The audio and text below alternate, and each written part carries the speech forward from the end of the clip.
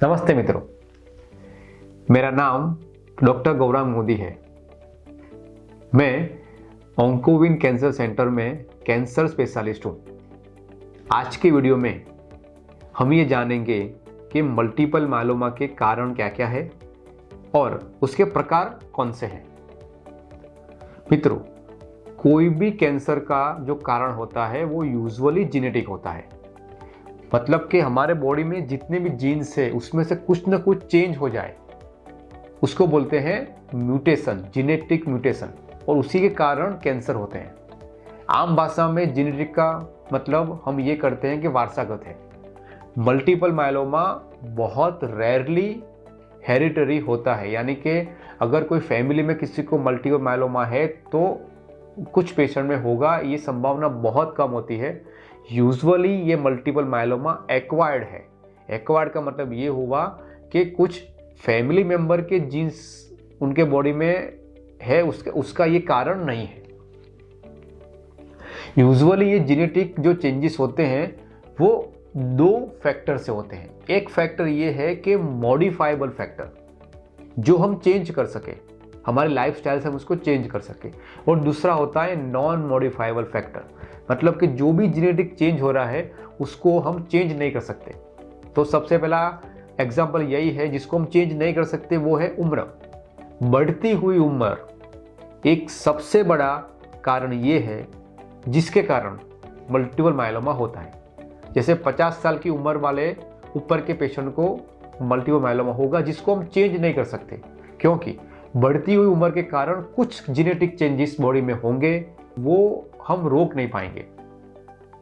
दूसरे जो चेंजेस है वो है मॉडिफाइबल फैक्टर, मतलब कि जो हमारी लाइफस्टाइल है, जो हमारे बैड हैबिट है, जैसे स्मोकिंग, अल्कोहल है, पॉल्यूशन है, कुछ प्रकार के रेडिएशन उसका हम एक्सपोजर लेते हैं, या तो कोई टॉक्सिक केमिकल्स है जो हम कॉन्स्टेंटली खाते रहते हैं, पेस्टिसाइड्स हैं, ये सब फैक्टर जो है वो मॉडिफाइबल फैक्टर है जिसको हम चेंज कर सकते हैं। यूजुअली हमारे रूटीन प्रैक्टिस में हमने ये देखा हुआ है कि मल्टीपल मायलोमा का कारण हम जान नहीं सकते हैं, यानी कि वो यूजुअली इडियोपैथिक ही रहता है। हाँ, कुछ जेनेटिक चेंज हम पहचान सकते हैं कुछ रिपोर्ट्स के द्वारा, लेकिन वो जेनेटिक चेंजेस उस पेशेंट में क्यों हुआ वो हम यूजुअली जान नहीं पाते हैं। अब आते हैं दूसरे टॉपिक पर कि मल्टीपल मायलोमा के प्रकार क्या है। यूजुअली मल्टीपल मायलोमा छोटे से शुरुआत होकर पूरा फुल ब्लोन डिसीज में ट्रांसफॉर्म होता है। सबसे उसका जो छोटा स्वरूप होता है उसको बोलते हैं एमगस।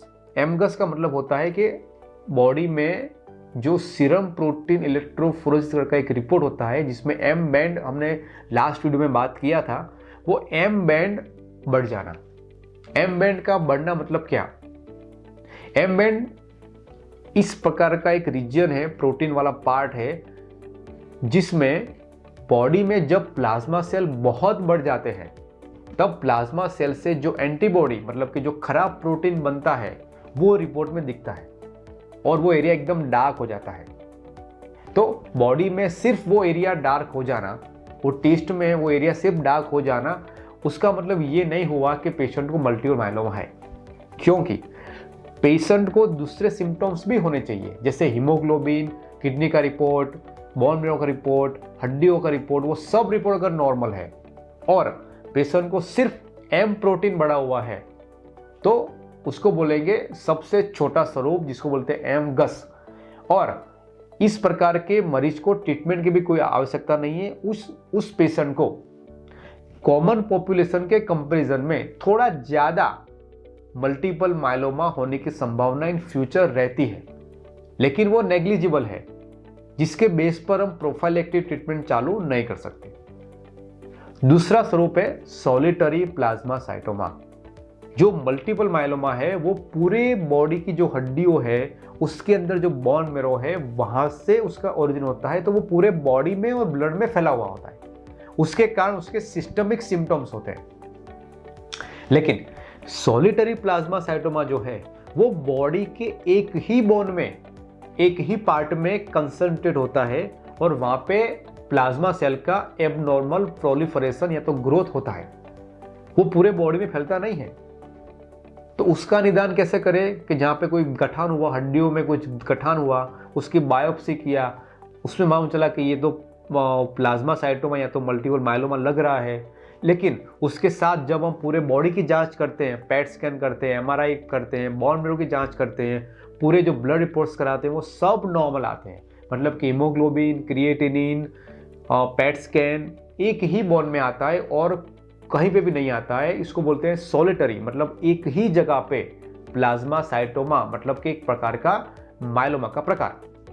उसकी ट्रीटमेंट और जो हम रूटीन मल्टीपल माइलोमा देखते हैं उसकी ट्रीटमेंट पूरी अलग है। सॉलिटरी प्लाज्मा साइटोमा चूंकि वो एक ही साइट पे है, तो हम क्या करते हैं, अगर सर्जरी हो सकती है तो उसकी सर्जरी करवा देते हैं और उसके बाद पेशेंट को रेडिएशन थेरापी, मतलब कि किरण थेरापी दे देते हैं और वो मिट जाता है। वो अच्छे प्रकार का होता है क्योंकि वो एक ही जगह पर होता है। तीसरा प्रकार जो है वो है स्मोल्डरिंग माइलोमा। स्मोल्डरिंग माइलोमा को हम सामान्य भाषा में बात करें तो उसको बोलते हैं छुपा हुआ माइलोमा। मतलब कि वो सॉलिटरी प्लाज्मा साइटोमा में भी फिट नहीं बैठता है और फुल ब्लॉन माइलोमा के जो गाइडलाइन में जो कैरेक्टरिस्टिक होते हैं उसमें भी वो फिट नहीं बैठता है। तो ऐसे पेशेंट को हम माइलोमा की ट्रीटमेंट नहीं करते हैं, लेकिन वो पेशेंट को एक्टिव ऑब्जर्वेशन पे रख देते हैं। हर 2-3 महीने में कुछ रिपोर्ट्स कराते हैं और हमें जब लगता है कि ये पेशेंट अभी माइलोमा तरफ जा रहा है या तो माइलोमा हो गया है, तब उसकी हम ट्रीटमेंट करते हैं। फोर्थ जो प्रकार है वो है फुल ब्लॉन मल्टीपल माइलोमा, यानी कि सिम्टोमेटिक मल्टीपल माइलोमा। उसको जो निदान होता है वो बोन मैरो की जांच किया, उसमें मोर देन 10% प्लाज्मा सेल आ गए। जो रूटीन ब्लड की रिपोर्ट्स कर रहा है उसमें कहीं ना कहीं प्रॉब्लम होगा, या तो पेशेंट का हीमोग्लोबिन कम होगा, या तो क्रिएटिनिन बढ़ा हुआ आएगा, या तो पेशेंट डायलिसिस पे होगा, कैल्शियम का लेवल बढ़ा हुआ आएगा, या तो हड्डियाँ कमजोर हो जाएगी, हड्डियों में फ्रैक्चर होगा, बोन पेन होगा। ये सब सिम्टम्स हो गए, तो उसको बोलते हैं symptomatic full blown multiple myeloma. और अगर पेशेंट को सिम्टोमेटिक माइलोमा है तो we need to treat him urgently. उसको ट्रीटमेंट करना आवश्यक है, उसको छोड़ नहीं देना है। उसकी ऐसा नहीं बोल सकते कि आप ऑब्जर्वेशन में रखो, क्योंकि ये फुल ब्लॉन कैंसर है। तो आज के वीडियो में हमने ये देखा कि मल्टीपल माइलोमा के कारण क्या क्या है और उसके प्रकार। जो उसके प्रकार है उसमें मैंने बताया कि सबसे छोटा स्वरूप एमगस है, उसके ऊपर जो है वो सॉलिटरी प्लाज्मा साइटोमा है, मतलब कि एक ही जगह पर होता है। थर्ड पॉइंट है स्मोल्डरिंग माइलोमा, मतलब छुपा हुआ माइलोमा। ये फुल ब्लॉन माइलोमा के पहले ये होता है। और उसके बाद आता है फुल ब्लॉन यानी कि सिम्टोमेटिक माइलोमा, और उसको ट्रीटमेंट करने की जरूरत है। आशा रखता हूं कि ये वीडियो जिसमें हमने ये बताया आपको कि माइलोमा क्यों होता है और उसके प्रकार क्या है, उसमें आपको थोड़ी इंफॉर्मेशन मिली होगी। नमस्ते मित्रों।